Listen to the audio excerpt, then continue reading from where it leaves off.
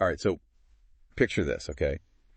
You inherit, this beautiful antique Chinese plate, right? I mean, exquisite, gorgeous designs, vibrant colors. Wow. But there's a twist. Okay. On the back, there's a seal. Oh, a seal. Part of it's standard Chinese characters, Yeah. but then part of it's in, like English letters. Interesting. Yeah, it's like it's trying to speak two languages at once. That's wild. And that's what we're diving into today. All right. We're going deep, unearthing the story behind this plate. Okay, cool. I'm excited. I'm calling this one Antique Plate Mystery. Oh, I like that. Ketsy, right? Yeah. So from what I'm seeing here, about 11 inches across, All right. shows 5 women gathered around a table. Okay. Rims all decked out. Oh, yeah. Recurring pattern flowers, birds, geometric designs, classic colors, red, green, blue, white. Nice. But that seal, man. Yeah. The blend of Chinese characters and then Uh-huh. the, what do they call it? Romanized text? Romanized text. That's it. Yeah, It's like a puzzle. it is. What do you make of it? It's really fascinating, It raises all sorts of questions. Who's what? Well, Romanized text, it basically means Chinese characters. Yeah. But spelled out like using our alphabet.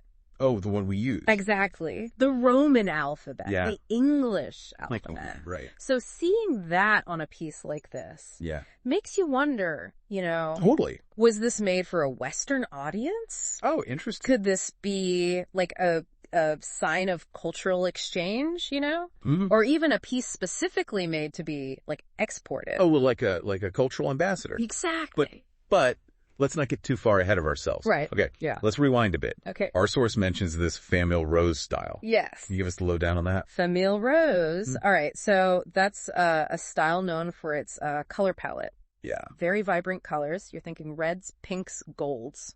Yeah. It was incredibly popular during the 18th century Okay. in China during the Qing dynasty. Oh, okay. Think of, a society where these colors represented like luxury and refinement. Wow. High-end stuff. That's fascinating. Yeah. But thinking about the timeline, Right.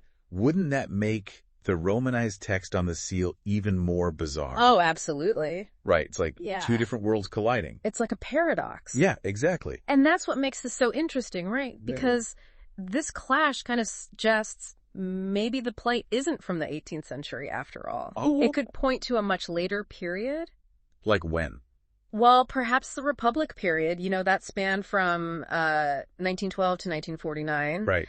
And, that era in China. Yeah. A lot of social and political upheaval going on, but also, like, a huge surge in interaction with the West. Interesting. Right. China's trying to figure out its place on the world stage. Yeah. Blending their traditional art forms with these new Western influences. Oh, I see. It's a really interesting time. So the plate could be a snapshot of that. Exactly. A fusion of their heritage and their evolving identity. Right. Makes you wonder about those 5 women around the table. Right. What's their story? But didn't the source also say it could be a 20th century reproduction? Right. That's the other possibility. How do we even tell the difference? Well, that's where it gets tricky. Oh, yeah. Authenticating antiques is a whole art in itself. I bet. You got to examine everything closely. Yeah. The pigments used, Mm-hmm. the brush strokes, even like the texture of the glaze. Wow. For example, certain pigments, Mm-hmm. they just might not have been available in earlier periods. Yeah, interesting. Or like the brush strokes might not have the fluidity and confidence of a master artisan from the Qing dynasty, Right, right. It's like detective work. Oh. You're piecing together these tiny clues hidden within the artwork itself. So it's not just the big picture. Right. It's the little details. Exactly. Whispering the story. Mm-hmm. Now, that seal, man. Yeah. If we could just unlock those characters. Yeah. And that Romanized text. Right.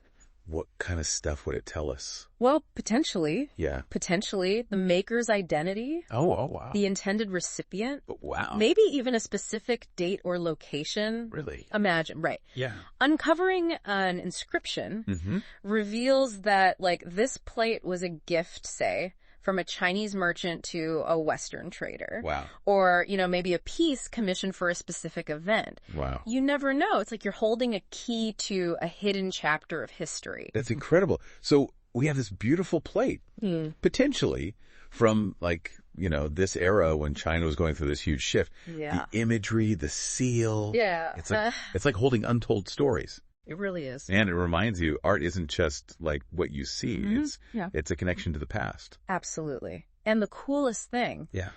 The story doesn't stop here. It doesn't. No. Yeah. There are resources out there, if you want to dive deeper into those characters, that Romanized text. Yeah. There's a lot more to discover. Wow. Could be a fascinating project, Oh, that's a great challenge for our listeners.